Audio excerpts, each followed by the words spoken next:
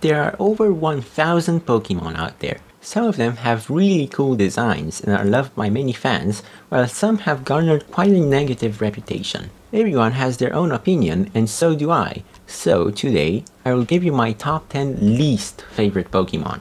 Keep in mind that this is just my opinion, which will most certainly differ from yours. This list will include some Pokemon that a lot of people like you love, just so you know. Anyways, with that out of the way, let's begin. Number 10. Charizard and Greninja. I'm including both Charizard and Greninja on this list because of one thing. They are both extremely popular and extremely overrated. Charizard has probably had the second most attention given to any Pokemon ever besides Pikachu. We get it. It's Gen 1. It's a super quote-unquote cool fire-breathing dragon. It's got 2 Megas. It's a Pokéride in the Alola games. It's got a Gigantamax form and it's the ace of 2 champions. We get it. Charizard has gotten way too much spotlight. I like to think of Charizard as a filthy multimillionaire who was simply given the money and attention without doing or actually earning anything and taking advantage of this fame for its own pleasure.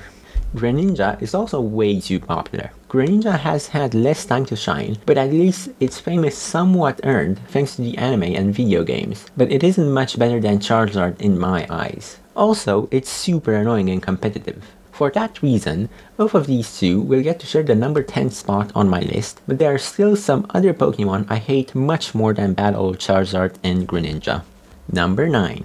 Mega Garchomp and Lucario. Speaking of Megas, get a load of these two guys, Mega Lucario and Mega Garchomp. Mega Garchomp did not need a Mega whatsoever, but do you know who is also a ground/dragon type and who did actually need a Mega? Flygon, of course. Garchomp, in fact, is more powerful without the Mega. How do you botch a Mega this bad? On the other hand, I can understand Lucario having a Mega because aura and stuff, but what on earth is this design? Bro looks like he's constantly sniffing a dumpster. Bro is the zombies from PvZ after they eat garlic. This had so much potential, but they instead went for whatever the hell this is. Number 8.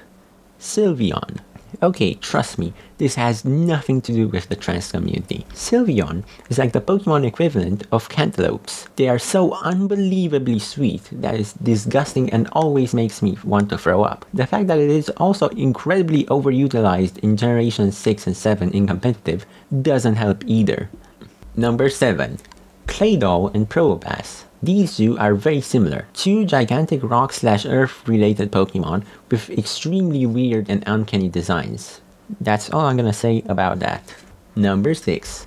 Sawk and Throh. Gen 5 has the worst Pokemon designs by far. Change my mind. Well, there are quite a lot of stinkers I could have put on this spot. You can basically count every single Gen 5 Pokemon as a honorable mention for this list. Out of all the Gen 5 Mons, the worst offenders have to be Sawk and Throh. These two are disgusting. They're supposed to be Gen 5 variants of Hitmonchan and Hitmonlee, which aren't that great either, but they managed to botch these beyond belief. I'm not the biggest fan of humanoid Pokemon, but in some scenarios they can in fact work, but this is not the case. Those two are basically just really small humans with the IQ of an animal, painted red and blue because we gotta nostalgia bait the fans. Simply disgraceful.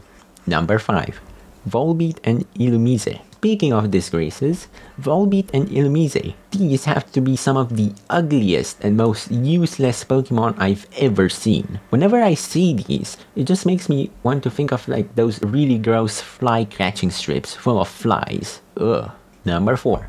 Rhyperior. Yet another disgrace of a Pokemon. What happened to you, Rhyperior? Rhydon was already a Pokemon with a perfect design. If anything, Rhydon was the best example of a Pokemon who didn't need an extra evolution. I actually feel kinda sorry for Rhyperior because of this, but that doesn't save it from getting a spot on my list. Number 3. Scizor. Here we are in the top 3.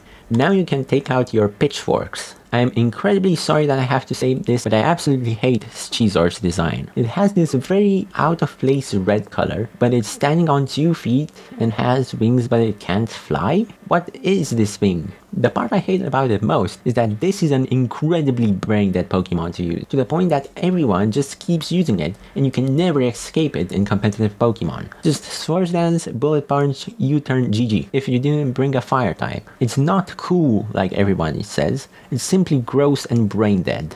Number 2. Steelix. Now this is an ugly ass Pokemon design. I know it's meant to be ugly because it's supposed to be eroded by the ground or whatever, but it's barely an improvement over Onix. They did try to fix it with a Mega, but it just looks like oxidized dog turd with extra glitter on top. I'm sorry. Number 1.